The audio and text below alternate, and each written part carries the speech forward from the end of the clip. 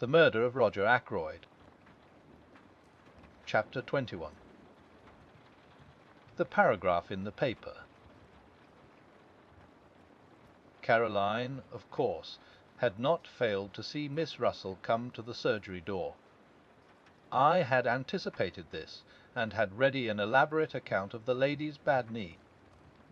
But Caroline was not in a cross-questioning mood. Her point of view was that she knew what Miss Russell had really come for, and that I didn't. "Pumping you, James?" said Caroline. "Pumping you in the most shameless manner, I've not a doubt. It's no good interrupting. I dare say you hadn't the least idea she was doing it even. Men are so simple. She knows that you are in M. Poirot's confidence, and she wants to find out things. Do you know what I think, James? I couldn't begin to imagine. You think so many extraordinary things. It's no good being sarcastic. I think Miss Russell knows more about Mr. Ackroyd's death than she is prepared to admit." Caroline leaned back triumphantly in her chair. "Do you really think so?" I said absently. "You are very dull today, James. No animation about you. It's that liver of yours." Our conversation then dealt with purely personal matters. The paragraph inspired by Poirot de l'Aille appeared in our daily paper the next morning. I was in the dark as to its purpose, but its effect on Caroline was immense. She began by stating, most untruly, that she had said as much all along. I raised my eyebrows, but did not argue. Caroline, however, must have felt a prick of conscience, for she went on. "I may have actually mentioned Liverpool, but I knew he'd try to get away to America. That's what Crippen did. Without much success, I reminded her. Poor boy, and so they've caught him. I consider, James, that it's your duty to see that he isn't hung. Well, what do you expect me to do? Why, you're a medical man, aren't you? You've known him from a boy upwards. Not mentally responsible. That's the line to take, clearly. I read only the other day that they're very happy in Broadmoor. It's quite like a high-class club." But Caroline's words had reminded me of something. "I never knew that Poirot had an imbecile nephew," I said curiously. "Didn't you?" "Oh, he told me all about it." "Poor lad." "It's a great grief to all the family. They've kept him at home so far, but it's getting to such a pitch that they're afraid he'll have to go into some kind of institution. I suppose you know pretty well everything there is to know about Poirot's family by this time," I said, exasperated. "Pretty well," said Caroline complacently. "It's a great relief to people to be able to tell all their troubles to someone." "It might be," I said, "if they were ever allowed to do so spontaneously. Whether they enjoy having confidences screwed out of them by force is another matter." Caroline merely looked at me with the air of a Christian martyr enjoying martyrdom. "You are so self-contained, James," she said. "You hate speaking out, or parting with any information yourself, and you think everybody else must be just like you. I should hope that I never screw confidences out of anybody. For instance, if M. Poirot comes in this afternoon, as he said he might do, I shall not dream of asking him who it was arrived at his house early this morning." "Early this morning?" I queried.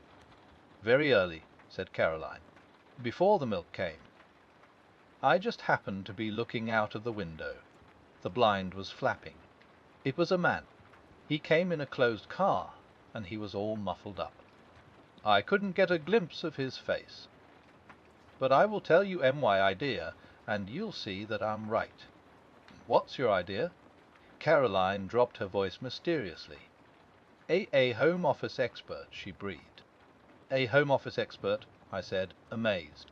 "My dear Caroline, mark my words, James, you'll see that I'm right. That Russell woman was here that morning after your poisons." Roger Ackroyd might easily have been poisoned in his food that night. I laughed out loud. Nonsense, I cried. He was stabbed in the neck. You know that as well as I do. After death, James, said Caroline, to make a false clue. My good woman, I said, I examined the body, and I know what I'm talking about. That wound wasn't inflicted after death. It was the cause of death, and you need make no mistake about it. Caroline merely continued to look omniscient, which so annoyed me that I went on. Perhaps you will tell me, Caroline, if I have a medical degree, or if I have not. You have the medical degree. I dare say James. At least, I know you have. But you've no imagination whatever. Having endowed you with a treble portion, there was none left over for me, I said dryly. I was amused to notice Caroline's manoeuvres that afternoon when Poirot arrived. My sister, without asking a direct question, skirted the subject of the mysterious guest in every way imaginable. By the twinkle in Poirot's eyes, I saw that he realized her object. He remained blandly impervious, and blocked her bowling so successfully that she herself was at a loss how to proceed. Having, I suspect, quietly enjoyed the little game, he rose to his feet and suggested a walk. It is that I need to reduce the figure a little, he explained. You will come with me, Doctor. And perhaps later Miss Caroline will give us some tea. Delighted, said Caroline. Want your guest come in also. You are too kind, said Poirot. But no, my friend reposes himself. Soon you must make his acquaintance. Quite an old friend of yours, so somebody told me, said Caroline, making one last valiant effort. Did they? Murmured Poirot. Well, we must start. Our tramp took us in the direction of Fernley. I had guessed beforehand that it might do so. I was beginning to understand Poirot's methods. Every little irrelevancy had a bearing upon the whole. I have a commission for you, my friend, he said at last.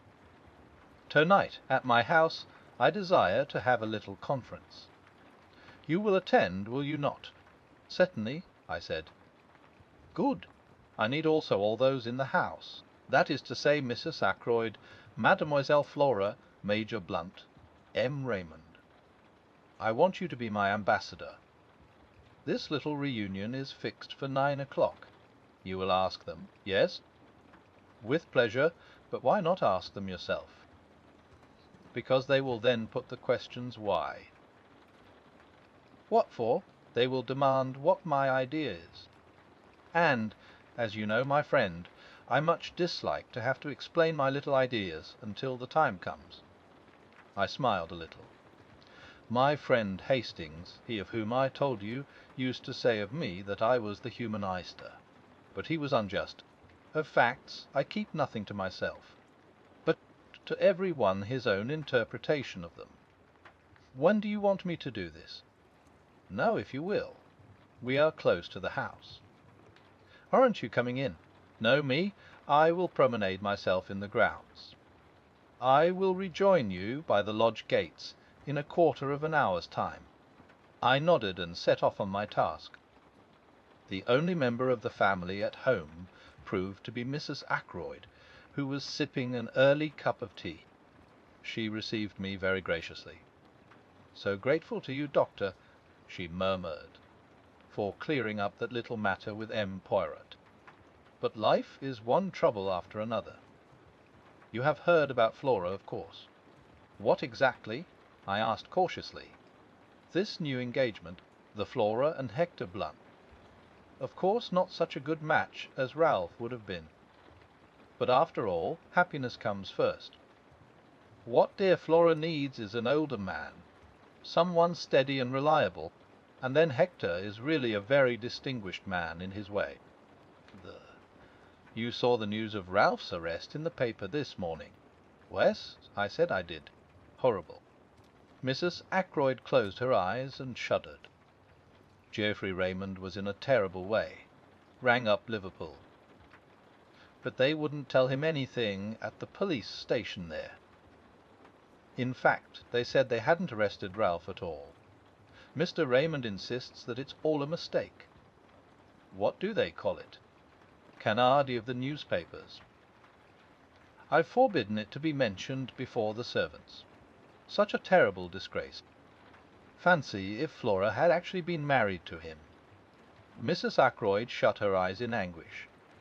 I began to wonder how soon I should be able to deliver Poirot's invitation. Before I had time to speak, Mrs. Ackroyd was off again. You were here yesterday, weren't you, with that dreadful Inspector Raglan? Brute of a man.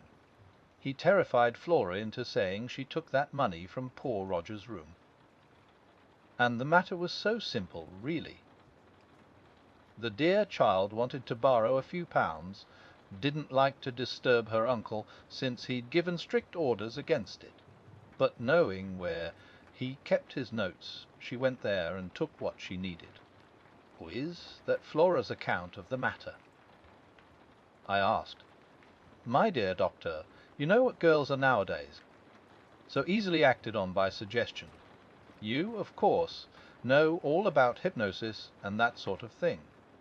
The inspector shouts at her, says the word steal over and over again, until the poor child gets an inhibition. Or is it a complex? I always mix up those two words, and actually thinks herself that she has stolen the money. I saw at once how it was. But I can't be too thankful for the whole misunderstanding in one way. It seems to have brought those two together, Hector and Flora, I mean. And I assure you that I have been very much worried about Flora in the past. Why? At one time I actually thought there was going to be some kind of understanding between her and young Raymond. Just think of it. Mrs. Ackroyd's voice rose in shrill horror.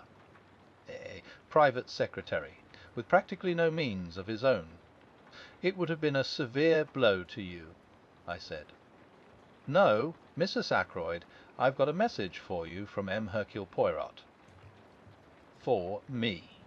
Mrs. Ackroyd looked quite alarmed. I hastened to reassure her, and I explained what Poirot wanted. Certainly, said Mrs. Ackroyd rather doubtfully. Suppose we must come if Poirot says so. But what is it all about? I like to know beforehand. I assured the lady truthfully that I myself did not any more than she did. Very well, said Mrs. Ackroyd at last, rather grudgingly. I will tell the others, and we will be there at 9 o'clock. Thereupon I took my leave, and joined Poirot at the agreed meeting place. I've been longer than a quarter of an hour, I'm afraid, I remarked. But once that good lady starts talking, it's a matter of the utmost difficulty to get a word in edgeways. It is of no matter, said Poirot. I have been well amused. This park is magnificent. We set off homewards.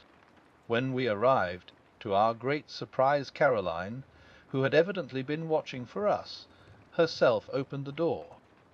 She put her fingers to her lips. Her face was full of importance and excitement. Ursula Bourne, she said, the parlour maid from Fernley. She's here. I've put her in the dining-room. She's in a terrible way, poor thing. Says she must see Poirot at once. I've done all I could.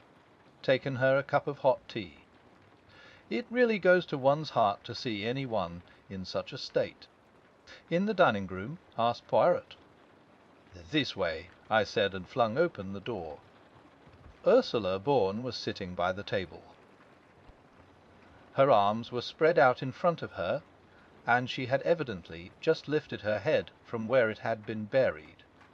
Her eyes were red with weeping. Ursula Bourne, I murmured. But Poirot went past me with outstretched hands. No, he said, that is not quite right, I think.